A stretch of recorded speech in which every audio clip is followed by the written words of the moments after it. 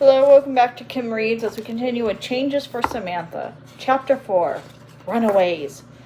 Uncle Guard, Aunt Cornelia, and Samantha were waiting outside Coal Rock House at exactly 5 minutes before 3 o'clock the next Sunday afternoon. They didn't want to miss a second of their visiting hour with Nellie, Bridget, and Jenny. They were all quite cheerful when they arrived, but they left feeling sad. All the way home, Uncle Guard fussed and fumed at the way Miss Fauci treated the girls. He had spent the hour talking to Bridget and Jenny. He had kept a serious expression on his face, hoping to fool Miss Fauci into thinking he was quizzing the girls on the multiplication tables. But really he was asking them, "Miss Bridget O'Malley, where did you get those wonderful curls?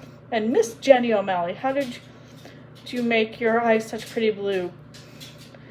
Bridget and Jenny tried to answer him seriously, but once in a while they break out in the giggles. Whenever they did, they looked nervously at Miss Fauci. She would narrow her eyes at them and frown at them. And when Uncle Guard tried to give them some sweets, Miss Fauci grabbed them away. Samantha and Nellie talked as much as fast as they could, but 1 hour was nowhere near enough time. At the end of the visit, Samantha asked Nellie in a whisper, "Can we meet secretly? What if I sneak over here in the middle of the night when everyone's asleep? I can tap on your window and you can climb out." Nellie laughed. "I have a better idea. What if you came in the afternoon on your way home from school? It's my job to empty the ashes from the fireplaces. I bring them to the ash cans in the alley out and back every afternoon about 4 o'clock. Could you meet them?"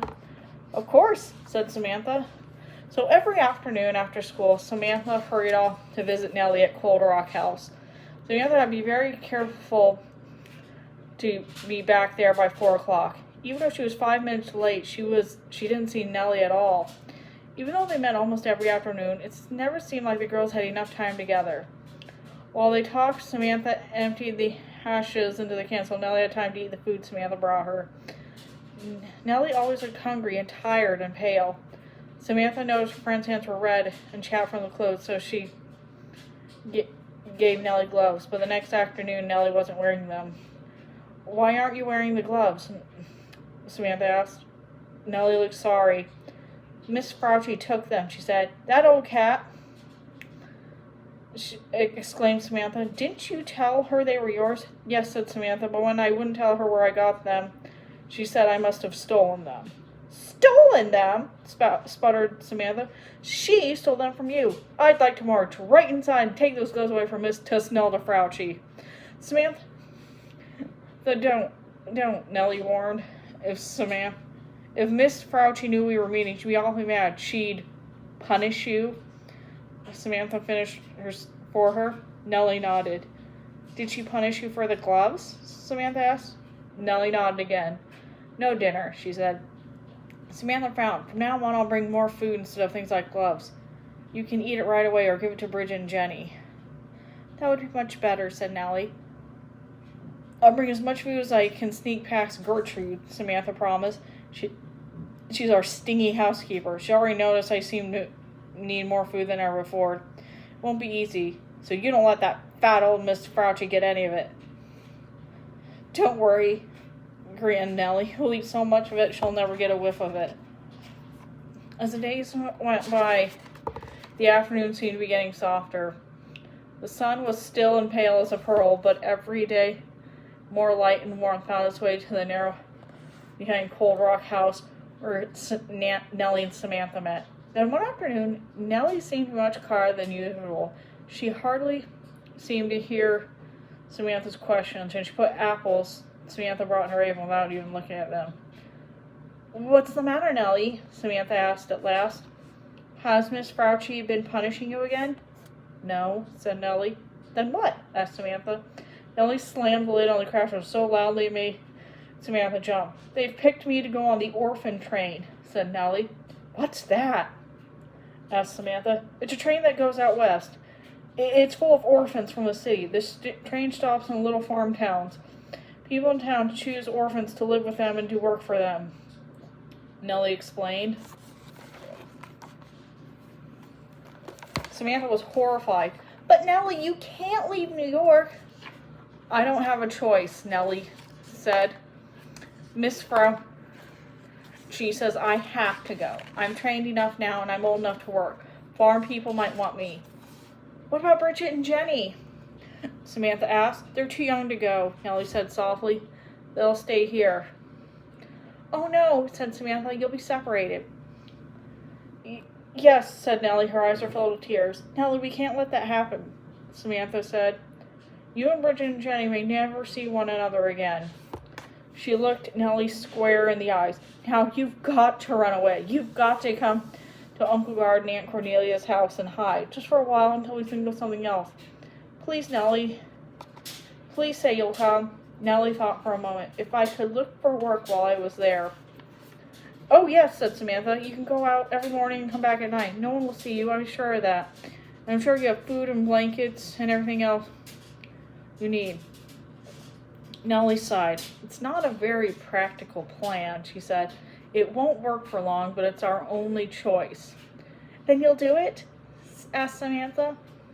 Nellie smiled a little smile. I guess so, she said. We might have to try. Samantha hugged Nellie hard. Good, she said. Bring Bridget and Jenny with you afternoon at 4. All right, said Nellie. I'll find a way. Don't worry, said Samantha. I'll plan everything. You'll see, Nellie. I'll be fine. This will be your last night at Cold Rock House. I hope so, said Nellie. I certainly hope so. The next day after school, Samantha ran to Cold Rock House so fast she was there way too early. She waited next to the ash cans, hopping from one foot to the other, filled with nervous jitters. When the loud bell rang at 4 o'clock on the dot, Samantha stood perfectly still. It felt like forever, but it was only a minute or two before Nellie, Jenny, and Bridget appeared. The two little girls looked so confused and fearful, Samantha tried to calm them. Everything will be all right, she said. Here, put these on. Samantha handed Bridget and Jenny shawls and scarves she brought to cover up their orphan uniforms. They're sort of disguises, she explained. She and Nellie and Bridget and Jenny wrapped themselves up. Nellie grinned. They're so bundled up they can hardly walk, she said. So they certainly aren't runaways. They're more like waddle-aways. Samantha smiled, but nervously. All right, she said. Let's go. She took Bridget's cold little hand in her own, and Nellie took Bridget's. The 4 girls walked in a tunnel of sunshine down the alley down the street, leaving Cold Rock House behind them. No one paid any attention to them as they walked the few blocks to Uncle Gard and Aunt Cornelia's house. Jenny trotted along to Samantha trustfully. It made Samantha feel very grown up, like a big sister, to have Jenny rely on her so completely.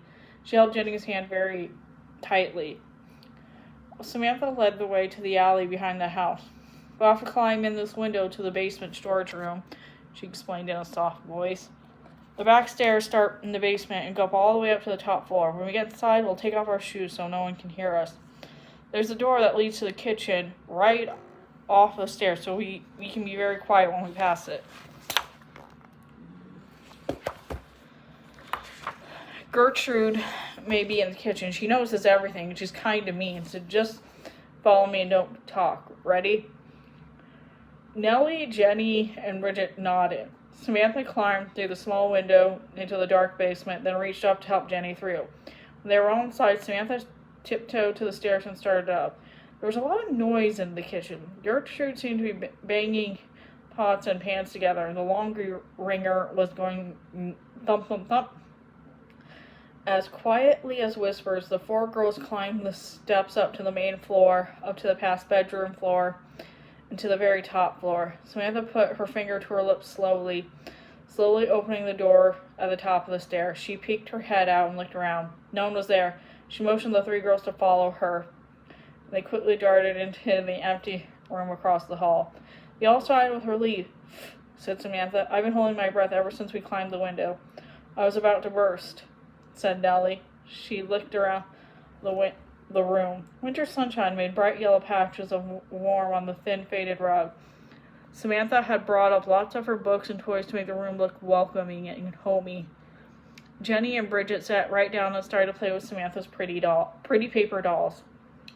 Nellie smiled when she saw the blackboard they used to have in the Mount Better school. Everything looks very nice, she said to Samantha. Thank you. It's a little cold up here, said Samantha. I'm sorry you can't have a fire, but I brought up all the extra blankets I could find. Gertrude's room was right down the hall. You'll have to be very quiet and early in the morning while she's asleep up here. I hope you'll be all right.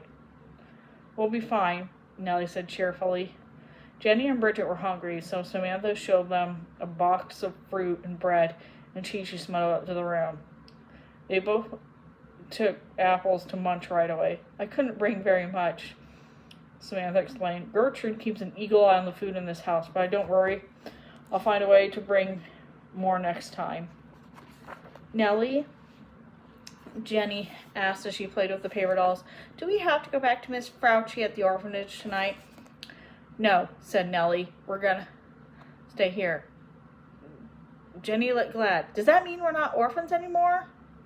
Well, Nellie began. Samantha knelt down and put her hand on Jenny's shoulder. You and Bridget and Nellie are still together, she said, and you'll never be orphans as long as you have one another. And good friends like Samantha, added Nellie with a smile. That's the end of that chapter. See you later.